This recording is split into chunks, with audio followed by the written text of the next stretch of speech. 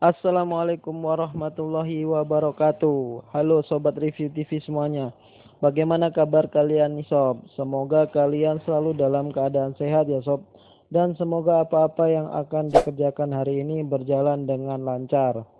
Alhamdulillah ya, kita bisa berjumpa kembali untuk saling sapa dan saling memberikan informasi seputaran aplikasi Android.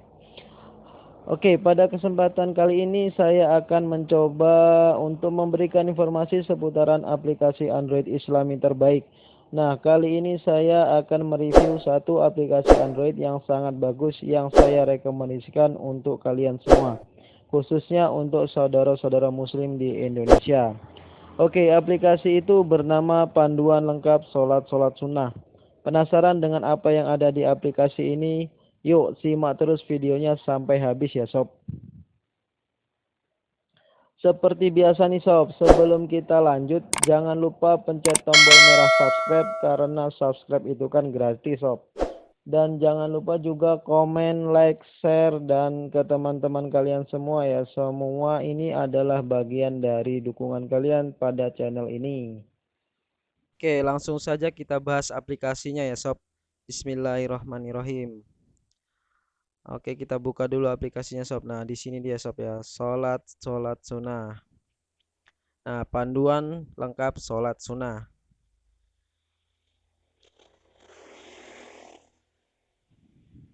Nah, di sini Sob tampilan utamanya ya, Sob. Dia ada panduan lengkap salat sunnah. Terus di menu tambahannya itu ada kitab hadis, ada Safinatun Najah, zikir dan tahlil, dan juga doa harian serta aplikasi lainnya, dan yang terakhir adalah pengaturan aplikasi. Nah, di sini saya akan membahas tentang panduan lengkap sholat sunnahnya ya Sob ya. Untuk yang lainnya bisa nanti kalian coba sendiri ya Sob ya. Nah, yang pertama saya akan coba untuk ke pengaturan aplikasi dulu. Nah, di pengaturan aplikasi itu kita bisa menyetelnya ya Sob ya, di night mode yaitu fitur tema gelap dan atau malam. Kita bisa hidupkan, dan ketika kita hidupkan nanti hasilnya seperti ini Sob, dan kita ini tergantung kita mau pakai yang mana ya Sob ya. Terus juga ada hidden Latin, yaitu artinya kita tidak mengaktifkan tulisan Latinnya ya, atau bisa juga ini ada hide translation, jadi tidak perlu terjemahan. Dan itu juga ada Arab style-nya, ada jenis huruf Arabnya, ada Arabic font atau ukuran huruf Arab, dan ada ukuran Latinnya juga. Oke, kita kembali ya.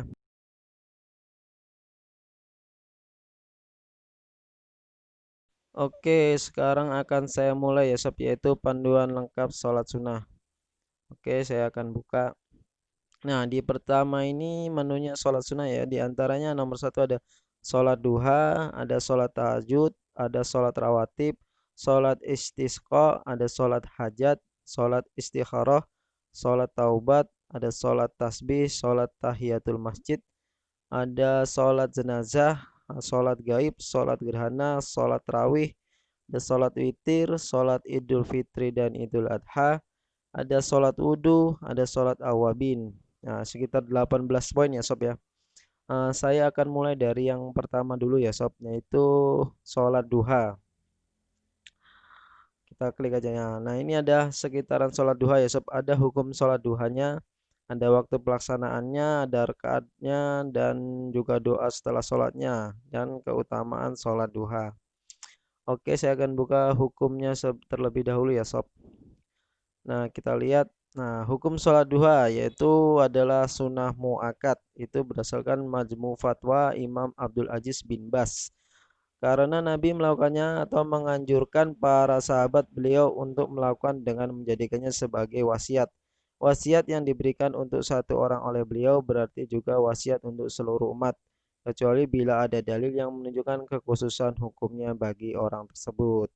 Nah, dasarnya adalah dari hadis Abu Hurairah radhiyallahu anhu yang menceritakan kekasihku Rasulullah SAW memberi wasiat kepadaku dengan tiga hal yang tidak pernah kutinggalkan hingga meninggal dunia, yaitu puasa 3 hari dalam sebulan atau puasa Yaumul Bid, ini yang disebutnya ya sob.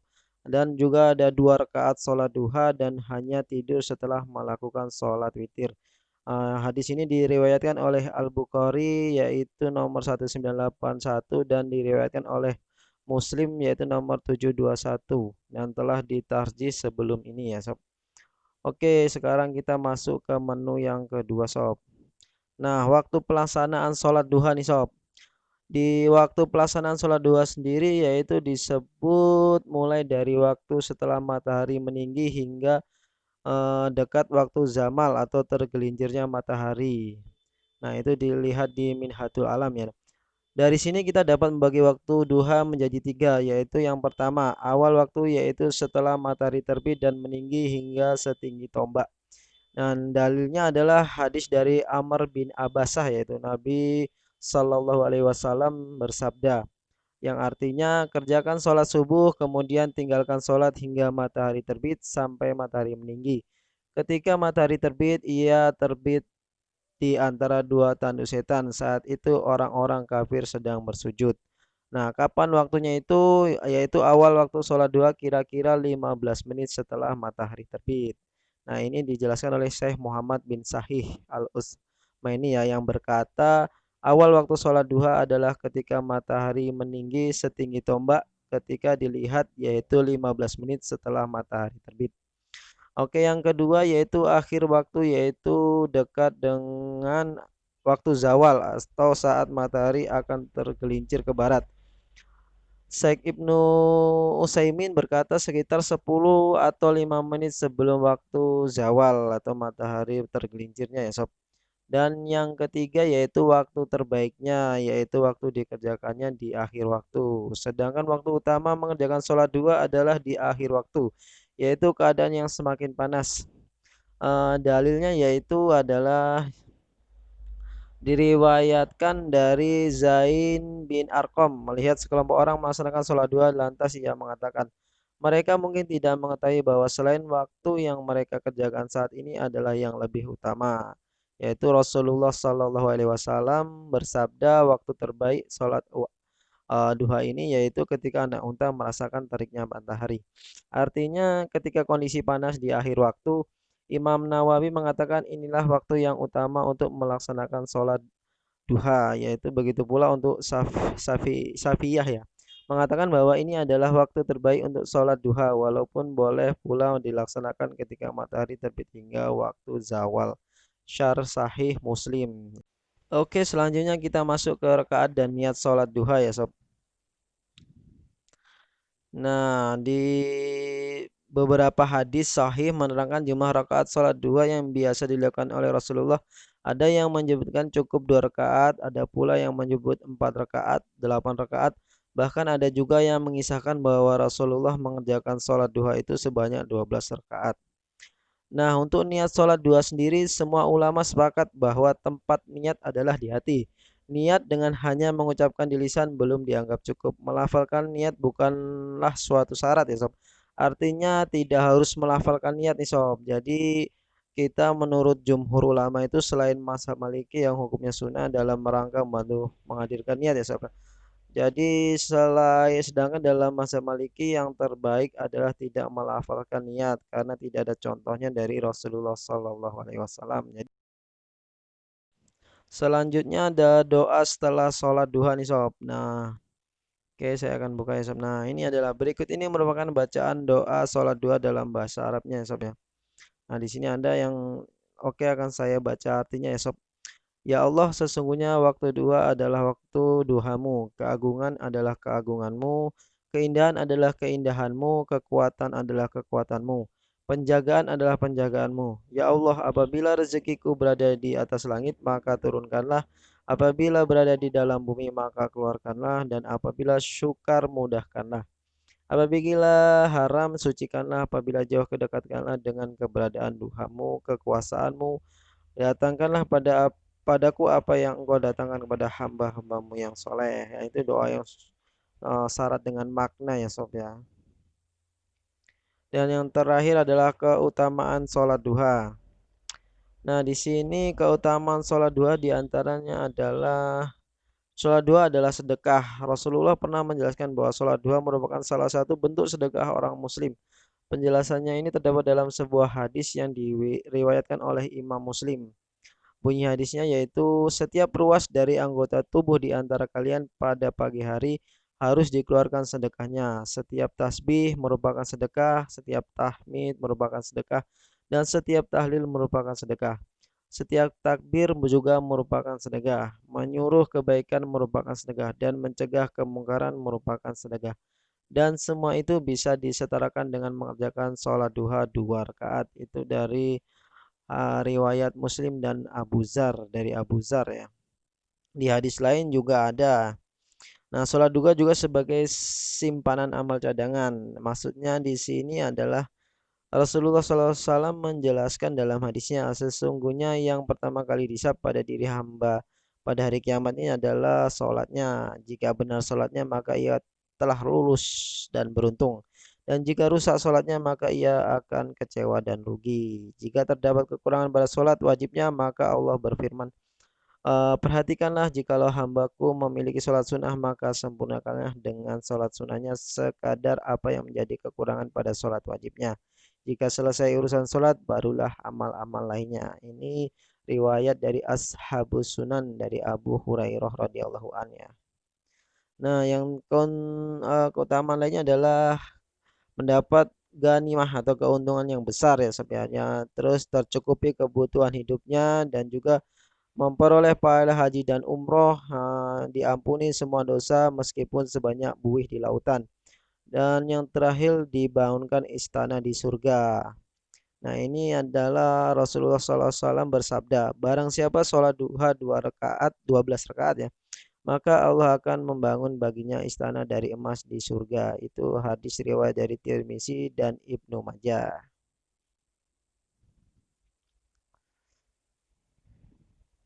Oke, sekarang kita masuk ke pembahasan nomor 2 yaitu sholat tahajud ya sob, dengan 5 pembahasan. Oke, nah di sini hukum sholat tahajud. Oke, saya buka dulu sob ya. Nah, hukum sholat tahajud sendiri adalah sholat sunnah yang dikerjakan di malam hari atau sepertiga malam setelah terjaga dari tidur. Sholat tahajud termasuk sholat sunnah muakkad, yaitu sholat yang dikuatkan oleh syaratnya ya, yaitu sholat tahajud dikerjakan sedikitnya 2 rakaat dan sebanyak-banyaknya tidak terbatas. Oke. Dan ini diantaranya dari sholat tahajud dalam Al-Quran ya, diantaranya di ayat di surah Az-Zariyah yaitu antara 17 dan 18 ya sob. Eh, akan saya bacakan ya sob. Dalam ayat yang lain Allah Subhanahu wa taala juga berfirman, A'udzubillahi minasyaitonirrajim. Kanu qalilam minal laili ma yahjahun wabil asharihum yastaghfirun, yang artinya di dunia mereka sedikit sekali tidur di waktu malam dan selalu memohon ampunan di waktu pagi sebelum fajar. Oke, untuk waktu pelaksanaan sholat tahajud yaitu sob ya, waktunya yang diperbolehkan untuk melakukan sholat tahajud ini adalah setelah sholat isya hingga menjelang subuh sob.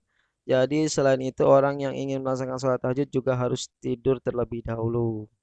Terus juga sepertiga malam yang pertama atau yang di awal malam itu dapat dikerjakan pada waktu sepertiga malam pertama, yaitu rentang waktunya itu adalah setelah sholat isya hingga sekitar pukul jam 10 ya atau jam 11 sob. Tetapi sholat tahajud tetap harus diawali dengan tidur, itu lebih utama sob. Sepertiga malam yang kedua yaitu ini waktu yang paling sekitaran pukul 11 sampai jam 1 ya sob ya, itu waktu sepertiga malam. Yang kedua ini dipercaya memiliki fadilah dan keistimewaan tersendiri sehingga waktu sholat tahajud ini memang sulit diterapkan.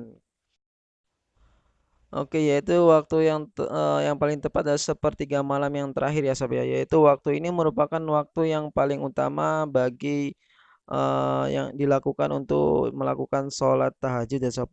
Jika direntangkan waktunya mungkin sekitaran pukul 1 malam hingga sebelum masuk waktu subuh.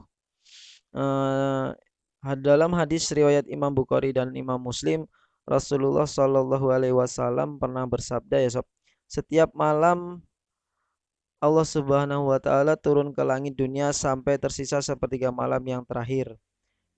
Allah pun berkata, adakah hamba-hambaku yang meminta sehingga pasti aku berikan apa yang ia minta? Adakah hambaku yang berdoa hingga pasti aku kabulkan doanya, dan adakah hambaku yang beristighfar sehingga aku ampuni dosanya? Jadi ini waktu yang paling tepat untuk melakukan sholat tahajud ya sob ya. Selanjutnya itu rakaat dan niatnya sob. Oke, untuk penjelasan rakaatnya yaitu sholat tahajud minimal dikerjakan sebanyak 2 rakaat sob. Nah, maksimal ada yang mengatakan 8 hingga 12 rakaat.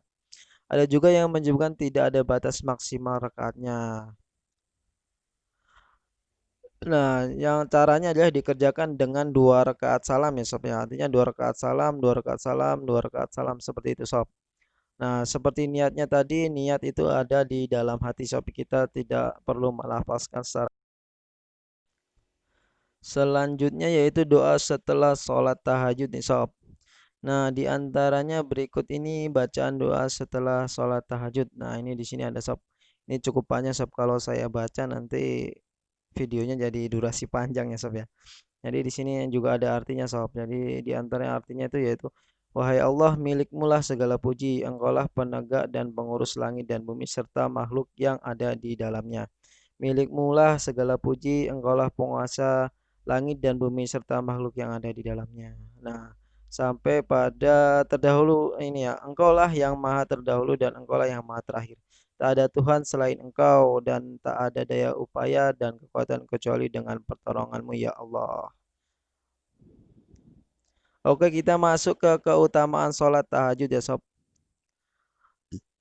Nah, ini keutamaan sholat tahajud. Nah, termasuk ke dalam golongan-golongan orang yang saleh itu ada di surat Az-Zariyat ayat 15 dan 18 sob, sampai 18 ya sob. Dan juga ada hadis dari Nabi Shallallahu Alaihi Wasallam yang bersabda, wahai sekalian manusia, sebarkanlah salam, berilah makanan, dan sambunglah tali persaudaraan. Dan sholatlah ketika manusia terlelap tidur pada waktu malam. Niscaya engkau akan masuk surga dengan selamat. Itu hadis riwayat Ibnu Majah dan disahihkan oleh Al-Albani. Yaitu selanjutnya diantaranya keutamaannya yaitu mendapat rahmat dari Allah. Terus juga waktu yang mustajab untuk kita untuk berdoa yang dikabulkan ya sob, termasuk waktu yang mustajab doa dikabulkan sob. Dan yang terakhir juga sangat dicintai oleh Allah Subhanahu wa taala. Oke sob, kita masuk ke poin nomor 3 nih ya sob, yaitu sholat sunnah rawatib. Nah, di sini ada hukum sholat rawatib, ada waktu pelaksanaannya, niatnya, serta keutamaan sholat rawatib. Saya akan buka ke hukum sholat rawatibnya ya sob. Nah, di sini hukum sholat rawatib adalah sunnah. Dengan demikian, jika kita mengerjakan ibadah ini mendapatkan pahala, tetapi jika kita tinggalkan tidak berdosa. Sholat sunnah rawatib ini dimaksudkan sebagai pelengkap atau penyempurna sholat fardu. Oke, sebelumnya sholat sunnah sendiri, pengertian dari sunnah itu sebenarnya yang tepat adalah ketika kita mengerjakan sunnah itu kita akan mendapatkan pahala, dan ketika kita meninggalkannya sebenarnya kita sangat rugi ya sob, karena amalan-amalan sunnah itu sendiri pahalanya juga cukup besar ya sob. Jadi jika kamu sedang melaksanakan sholat sunnah rawatib di masjid dan pada saat yang sama iqomah sholat fardu dikumandangkan, kamu sebaiknya menghentikan sholat sunnah itu dan mengikuti sholat fardu. Kita harus mendahulukan sholat fardu dibandingkan dengan sholat sunnah.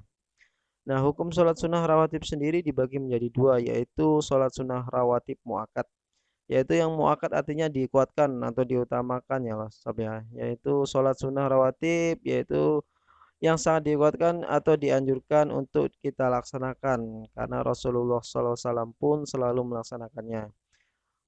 Berdasarkan hadis tersebut dapat kita ketahui bahwa jumlah rakaat sholat sunnah rawatib muakkad meliputi sebagai berikut, yaitu 2 rakaat sebelum sholat subuh, 2 rakaat sebelum sholat zuhur, 2 rakaat sebelum sholat zuhur, sesudah sholat zuhur ya sob ya, dan 2 rakaat sesudah sholat maghrib, 2 rakaat sesudah sholat isya. Dan ada juga sholat rawatib ghairu muakkad yang artinya kurang dikuatkan tetapi ya tetap masuk dalam sholat sunnah nih sob ya, yaitu yang dianjurkan juga oleh Rasulullah SAW. Di antaranya itu 2 rakaat sebelum dan sesudah sholat zuhur, selain yang telah disebutkan dalam sholat sunnah rawatib muakkad. 4 rakaat sebelum sholat asar, 2 rakaat sebelum sholat maghrib, dan 2 rakaat sebelum sholat isya. Nah, waktu pelaksanaannya sendiri yaitu dari segi waktunya pelaksanaannya ya sob.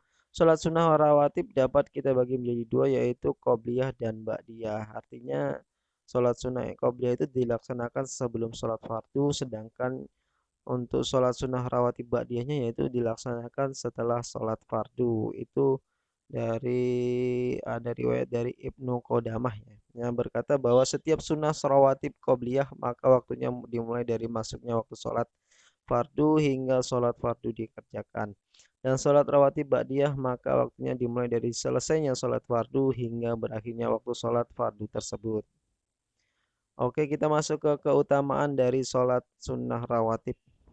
Yang pertama yaitu mendapat pahala yang lebih besar, yaitu terus ada pengondisian diri yang lebih baik, terus juga melaksanakan sunnah Rasulullah SAW, terus perilaku seperti sahabat Rasulullah, kita meniru mereka ya sob ya, para sahabat. Terus juga lebih banyak doa dan mendekatkan diri kepada Allah. Terus tidak banyak terlena dengan dunia, serta lebih banyak menghayati Islam, lebih banyak bersyukur, dan juga takut akan hukum-hukum Allah. Nah, yang terakhir situ menjauhkan sifat sombong dan ria.